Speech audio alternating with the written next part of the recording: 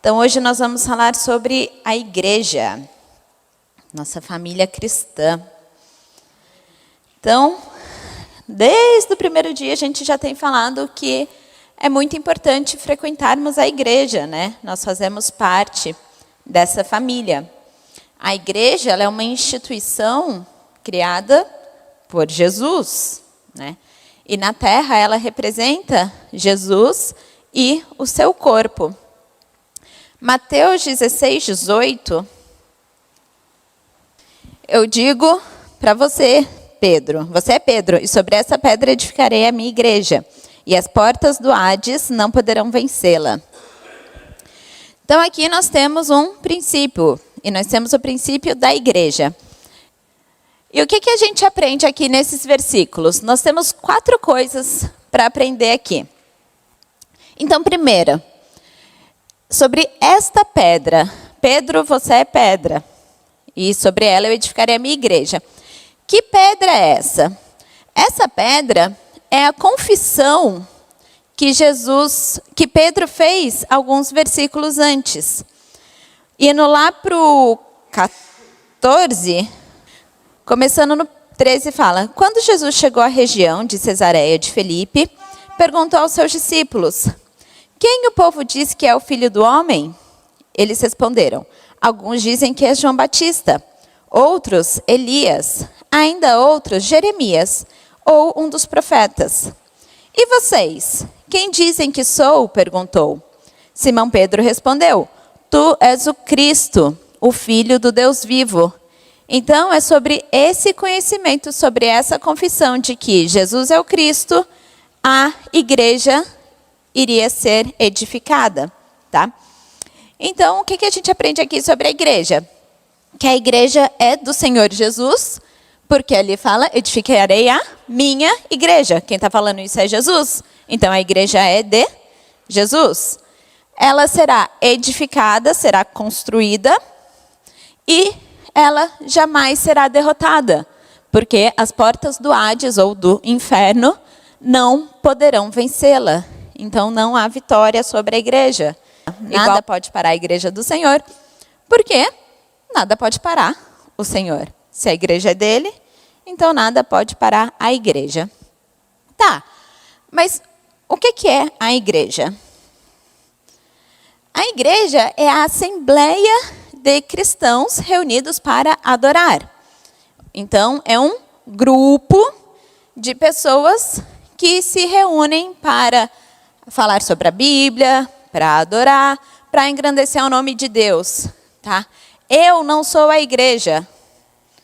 Eu sou parte da igreja, eu sou parte do corpo. A igreja é um conjunto, tá? Igual uma alcateia é um conjunto de lobos, a igreja é um conjunto de cristãos, ok? Então, não existe eu sozinha querendo ser igreja. Isso é impossível. Nós temos que viver no corpo. E essa igreja, ela pode estar em qualquer lugar, cidade, vila, casa, né? Importante ser um corpo que está em torno de Cristo. E a igreja também, ela pode se referir à totalidade de cristãos espalhados pelo mundo. Então, nós temos a nossa igreja aqui, o TAP, mas também tem a igreja de Cristo, que são todos os cristãos pelo mundo. E qual é o fundamento da igreja? O fundamento da igreja é Jesus Cristo, né? Que ele é a nossa pedra angular. 1 Pedro 2:1. Livrem-se, pois, de toda maldade, de todo engano, hipocrisia, inveja e toda espécie de maledicência. Como crianças recém-nascidas, desejem de coração o leite espiritual puro, para que por meio dele cresçam para a salvação, agora que provaram que o Senhor é bom. À medida que se aproximam dele, a pedra viva, rejeitada pelos homens, mas escolhida por Deus e preciosa para ele.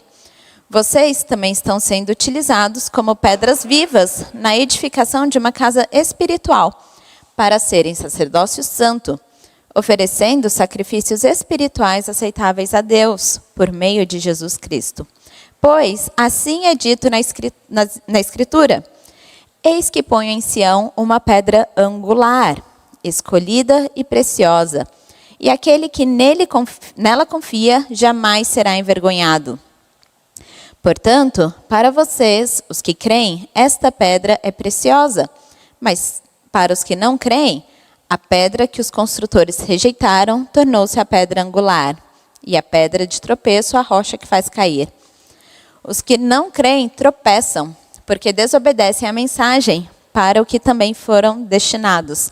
Então, a nossa pedra, aqui, quem é essa pedra angular? É Jesus. Agora, o que é uma pedra angular? Uma pedra angular é aquela pedrinha azul, ali no meio. Antigamente, bom, eles não tinham cimento, para começo de conversa.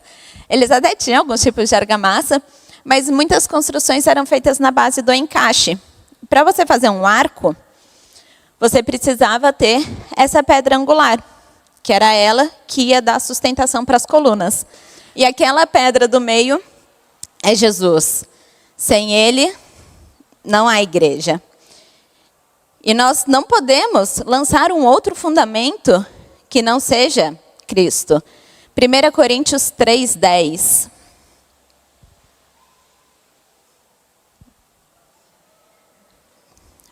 1 Coríntios 3:10. Porque ninguém pode colocar outro alicerce além do que já está posto, que é Jesus Cristo. Eu acho que mais óbvio que isso não dá para ser mais direto, claro. Ninguém pode colocar outro alicerce do que já está posto, que é Jesus Cristo. Se alguém constrói sobre este alicerce, usando ouro, prata, pedras preciosas, madeira, feno ou palha, sua obra será mostrada, porque o dia atrará a luz. Pois será revelada pelo fogo, que provará a qualidade da obra de cada um. Então, o fundamento já foi lançado, o alicerce, a base de tudo, Jesus Cristo. E pela Bíblia, nós vemos alguns símbolos que representam a igreja. Nós temos o edifício, então, como um edifício, que é esse exemplo que a gente já tem dado, né? A igreja tem o fundamento, que é o Senhor Jesus, que ele é a nossa pedra angular, e também a fundação. Nenhum edifício fica em pé se não tiver uma fundação. E nesse caso, cada cristão, cada salvo é uma pedra viva. Lá que a gente leu em 1 Pedro 2:5.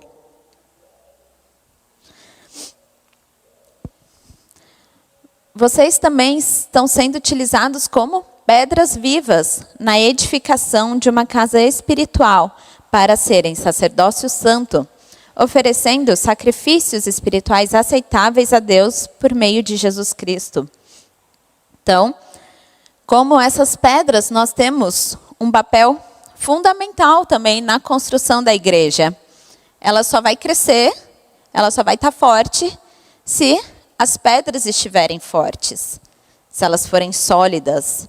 Eu não posso fazer um bloquinho de areia e igual na praia. Quando eu era pequena, eu gostava de brincar com o Matheus. A gente pegava a areia, que era um pouquinho mais dura, fazia bolinha e jogava um no outro. Tipo Guerra de Neve, só que de areia.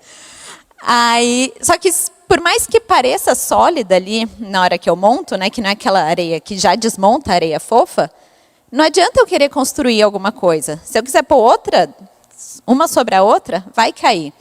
Então, nós, como pedras vivas, precisamos ser sólidos em Jesus Cristo. A igreja também ela é simbolizada pela lavoura. A igreja é a lavoura e nós somos cooperadores da igreja e quem dá crescimento é Deus. 1 Coríntios 3:6.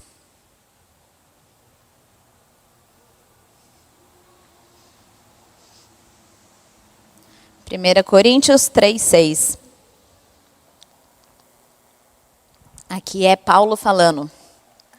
Eu plantei, Apolo regou, mas Deus é quem fazia crescer. De modo que nem o que planta, nem o que rega são alguma coisa, mas unicamente Deus, que efetua o crescimento. O que planta e o que rega têm um só propósito, e cada um será recompensado de acordo com seu próprio trabalho. pois nós somos cooperadores de Deus. Vocês são lavoura de Deus e edifício de Deus. Então, nós vemos a igreja aqui como uma lavoura. E nós temos parte no trabalho nessa lavoura.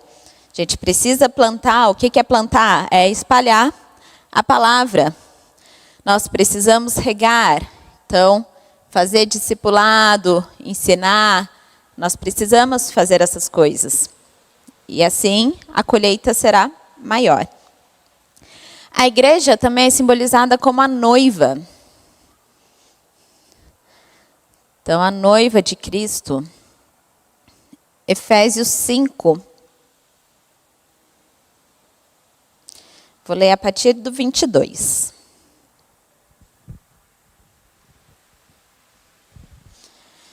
Mulheres, sujeitem-se a seus maridos, como ao Senhor, pois o marido é o cabeça da mulher, como também Cristo é o cabeça da igreja, que é o seu corpo, do qual ele é o Salvador.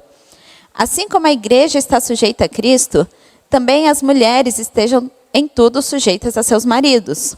Maridos, amem suas mulheres, assim como Cristo amou a igreja e entregou-se a si mesmo por ela, para santificá-la, tendo-a purificado pelo lavar da água mediante a palavra, e apresentá-la a si mesmo como igreja gloriosa, sem mancha, nem ruga ou coisa semelhante, mas santa e inculpável.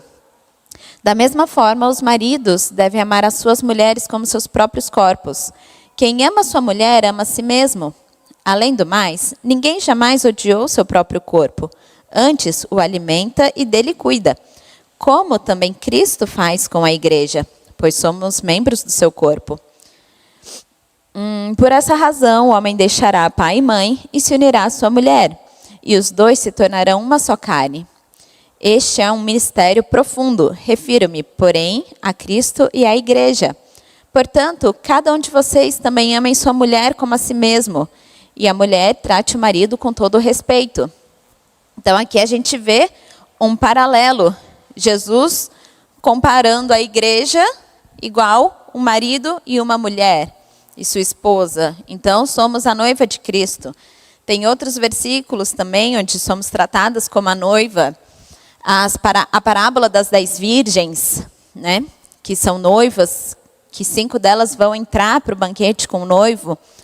O livro de Cantares de Salomão também, né, como a gente já falou, a Bíblia se refere a Jesus de A a Z, de Gênesis a Apocalipse.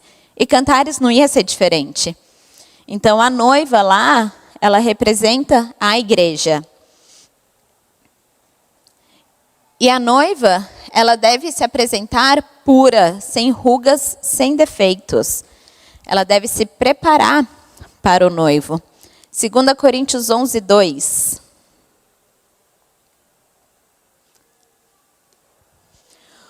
O zelo que tenho por vocês é um zelo que vem de Deus. Eu os prometi a um único marido, Cristo, querendo apresentá-las a Ele como uma virgem pura. Então, se Cristo será o nosso marido, nós somos sua noiva. Tá? Então, a igreja como o edifício, como lavoura, como noiva, e também a igreja como um corpo. Que acho que esse é o jeito que, em geral, é mais conhecido, né? Nós somos o corpo de Cristo. 1 Coríntios 12, 12. Ora, assim como o corpo é uma unidade, embora tenha muitos membros, e todos os membros, mesmo sendo muitos, formam um só corpo, assim também com respeito a Cristo. Pois, um só corpo, todos nós fomos batizados em um único Espírito, quer judeus, quer gregos, quer escravos, quer livres. E a todos nós foi dado beber de um único Espírito. O corpo não é composto de um só membro, mas de muitos. Se o pé disser, porque não sou mão, não pertence ao corpo, nem por isso ele deixa de fazer parte do corpo. E se o ouvido disser, porque não sou o olho, não pertence ao corpo, nem por isso deixa de fazer parte do corpo. Se todo o corpo fosse olho, onde estaria a audição? Se todo o corpo fosse ouvido, onde estaria o olfato? De fato, Deus dispôs cada um dos membros no corpo segundo a sua vontade. Se todos fossem um só membro, onde estaria o corpo? Assim, há muitos membros, mas um só corpo. O olho não pode dizer à mão, não preciso de você. Nem a cabeça pode dizer aos pés, não preciso de vocês. Pelo contrário, os membros do corpo que parecem mais fracos são indispensáveis. E os membros que pensamos serem menos honrosos, tratamos com especial honra. E os membros que em nós são indecorosos, são tratados com decoro especial. Enquanto os que em nós são decorosos, não precisam ser tratados de maneira especial. Mas Deus estruturou o corpo, dando maior honra aos membros que dela tinham falta, a fim de que não haja divisão no corpo, mas sim que todos os membros tenham igual cuidado uns pelos outros. Quando um membro sofre, todos os outros sofrem com ele. Quando um membro é honrado, todos os outros se alegram com ele. Então, um só corpo. Não dá para eu cortar aqui na cintura, falar para o meu pé, vai, e eu andar de bananeira para o outro lado. Não tem como, né? Não consigo separar o... Você está imaginando, né? Está visualizando aí. Não tem como. E todas as partes do corpo são importantes. Se eu mato o meu dedinho na quina, dói. Vai doer, né? A dor vai chegar até o cérebro. Então, todas as partes do corpo são importantes e cada um tem a sua função. Não adianta eu ficar chateada porque eu queria muito saber cantar bem para eu poder participar do louvor, mas eu não sei, então eu não sirvo para nada. Não. Eu tenho alguma outra função no corpo. Imagina se todo mundo cantasse bem e estivesse no louvor. Quem ia receber as pessoas, dar boas-vindas para o pessoal? Né? Então, todos têm o seu valor e cada um tem a sua função. Não adianta eu querer inverter as coisas.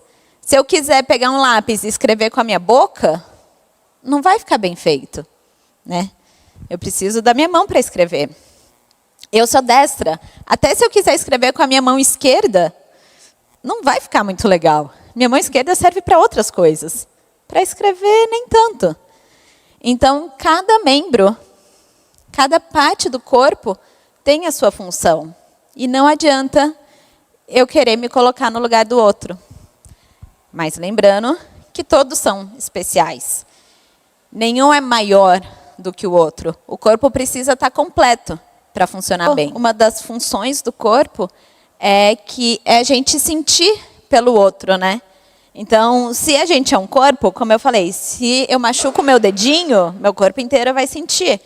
Então, se um irmão da igreja está sentindo, eu preciso sentir com ele.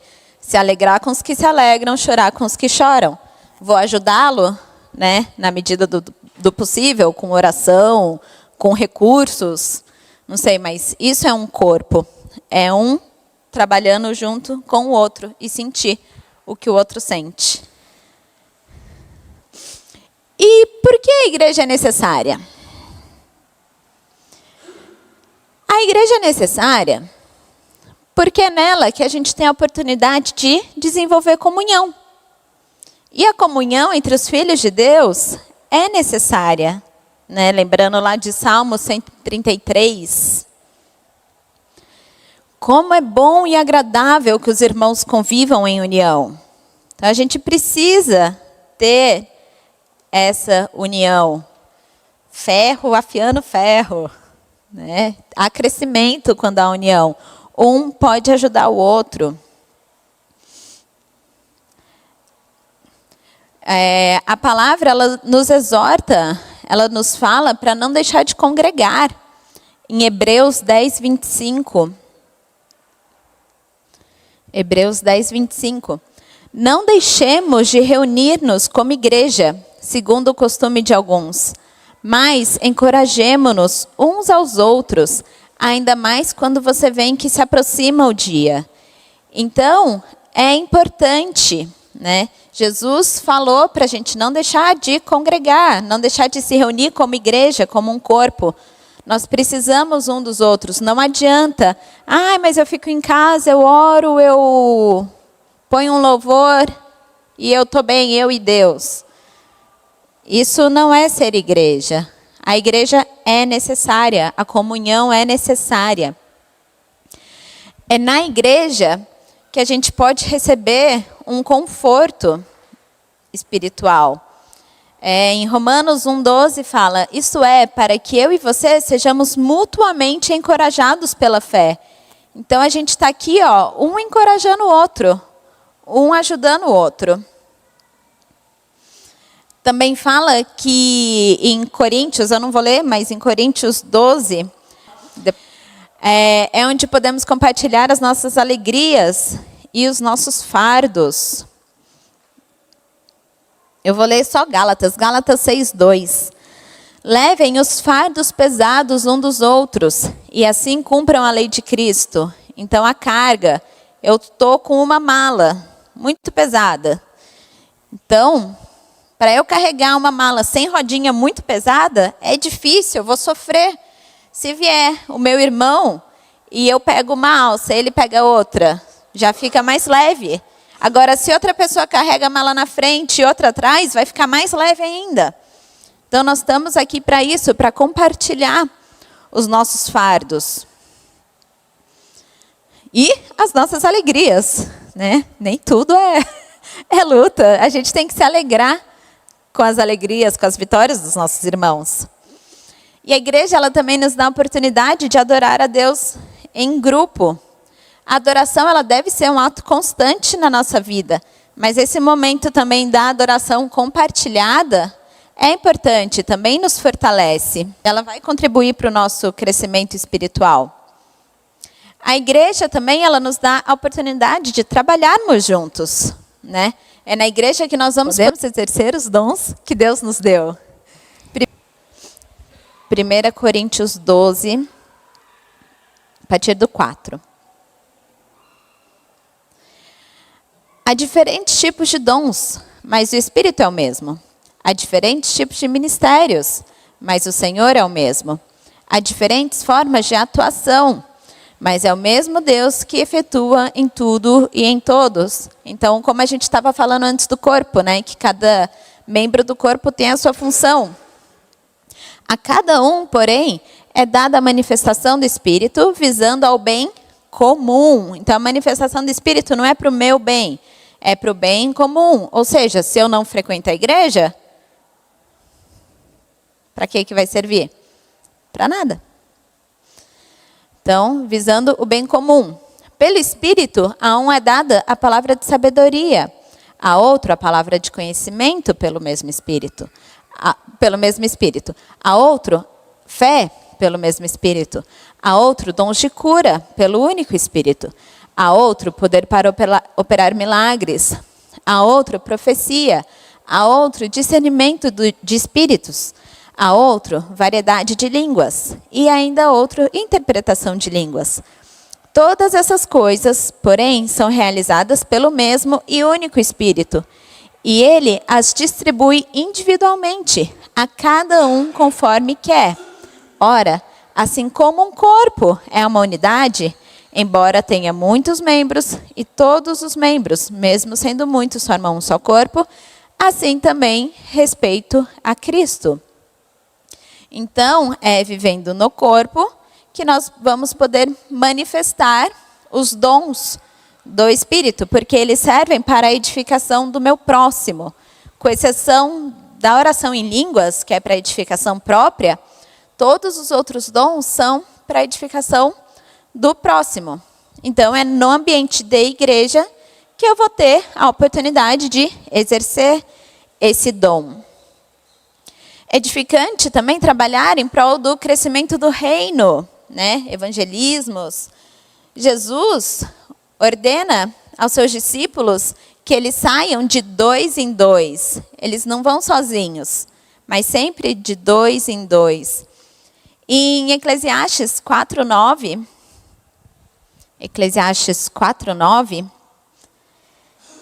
fala: é melhor ter companhia do que estar sozinho, porque maior é a recompensa do trabalho de duas pessoas. Se um cair, o amigo pode ajudá-lo a levantar-se. Mas pobre do homem que cai e não tem com quem o ajude. Então, mais uma vez, reforçando aqui a importância de estarmos juntos, né, como igreja. E desde a antiguidade, a igreja não é uma coisa nova, desde a antiguidade, os homens eles se reúnem para adorar. Em Êxodo, quando eles andavam pelo deserto, sempre que eles paravam, eles montavam o tabernáculo, né? Eles se reuniam nas tendas. Salomão construiu o templo dele para que o povo praticasse a adoração. A 2 Crônicas 7:1. Assim que Salomão acabou de orar, desceu fogo do céu e consumiu o holocausto e os sacrifícios, e a glória do Senhor encheu o templo. Então, essa passagem aqui, Salomão tinha acabado de construir o templo e ele fez uma oração consagrando o templo a Deus. E assim que ele acabou a oração, veio a glória de Deus e desceu de uma forma sobrenatural que ninguém nem conseguia ficar de pé. Então, esse conceito já vem desde o Antigo Testamento. E hoje nós temos o nosso templo, o nosso lugar onde congregamos para cultuar a Deus. E vir à igreja deve ser motivo de alegria para a gente. Assim como o Salmo 22, Davi fala: alegrei-me quando me disseram, vamos à casa do Senhor, né? E Salmo também, no Salmo 84, fala que são felizes, são bem-aventurados os que habitam na casa do Senhor. Então, é bom. É motivo de alegria estarmos aqui. Então aqui, voltando, por que a igreja é necessária? Porque temos esse ambiente de comunhão, porque nós recebemos o conforto espiritual, um pode consolar o outro, nós adoramos em grupo e nós temos a oportunidade de trabalhar juntos, exercer os dons que Deus nos deu. E o que nós fazemos na casa do Senhor? Nós vamos lá beber do vinho novo. Lembrando que vinho novo não é vinho. Beber do vinho novo é adorar a Deus em espírito e em verdade. João 4:24. Deus é espírito e é necessário que os seus adoradores o adorem em espírito e em verdade. Então, aqui na igreja, nós adoramos a Deus, né? Nós nos entregamos a Ele. Na igreja, nós também oramos. Mateus 21:13. Eu vou ler a parte A só do versículo, tá? E lhes disse, está escrito, a minha casa será chamada casa de oração. Então, um lugar para nós adorarmos, um lugar para nós orarmos. E a igreja também é um lugar para nos alimentarmos. Mas a igreja é para a gente se alimentar do pão vivo, da palavra de Deus. Romanos 10:17. Consequentemente, a fé vem por ouvir a mensagem, e a mensagem é ouvida mediante a palavra de Cristo. Então, nós precisamos ouvir da palavra para que a nossa fé cresça, né? E nas pregações, é uma oportunidade de ouvirmos, de nos alimentarmos. Amém?